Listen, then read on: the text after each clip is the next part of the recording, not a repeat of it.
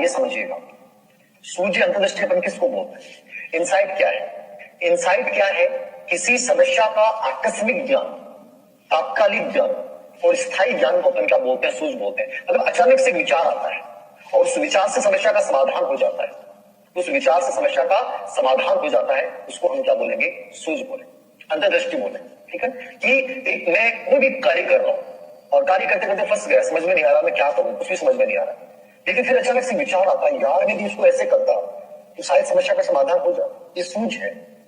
मतलब जिंदगी में बहुत बार हमें लगता है कि फंस गए हैं, बड़े बड़े थक जाते हैं कार्य करके, फिर एक विचार आता है और विचार समस्या का समाधान, इसको सूझ बोलते हैं। तो सूझ में एक सिंपल सी बात याद रखना, जितने भी इसके एग्जाम्पल बनेंगे उसमें एक लाइन आएगी, आकस्मिक ज्ञान, अचानक से ज्ञान, ये क्या है? सूझ है।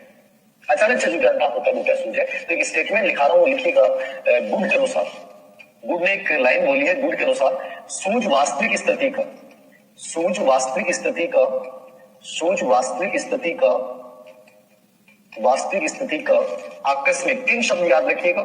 सूझ वास्तविक स्थिति का आकस्मिक, तात्कालिक, सूझ वास्तविक स्थिति का आकस्मिक, तात्कालिक, और तीसरा शब्द है स्थायी। स्थायी, ये 3 शब्द याद रखें। सूझ क्या है? वास्तविक स्थिति का आकस्मिक, तात्कालिक और स्थायी ज्ञान। कौन सा ज्ञान है? स्थायी ज्ञान। ठीक है। अचानक से जो ज्ञान प्राप्त होता है, अचानक से, तात्कालिक मतलब समस्या को देखकर उत्पन्न होता है, और इसके द्वारा जो ज्ञान प्राप्त हो गया वो कभी आप भूल नहीं सकते। इनसाइट से आपने एक बार प्रॉब्लम को सोल्व अप कर लिया है, लाइफ में, जिंदगी में कभी भूलोगे नहीं, आप तुरंत दिमाग पर जाएगा, अरे यार मैंने उस समय ऐसे किया।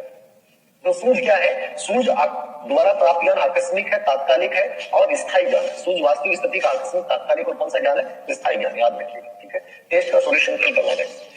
ओके। सूझ वास्तविक स्थिति का आकस्मिक, तात्कालिक और स्थायी ज्ञान है, किसने कहा है? और फिर बुद्ध ने कहा है। तो ये परिभाषा बहुत इंपॉर्टेंट है, याद रखें। एक प्रश्न आया था नेट में, किसी समस्या के केंद्रीय भाव को समझने की शक्ति क्या कहलाती है? तो सूझ एक प्रकार से क्या है? कोई भी प्रॉब्लम है उसका जो अंतर्निहित भाव है, केंद्रीय भाव है, उसको समझने की शक्ति है, और उस समस्या के आंतरिक भाव को समझ लेगी, वो इंसाइट है।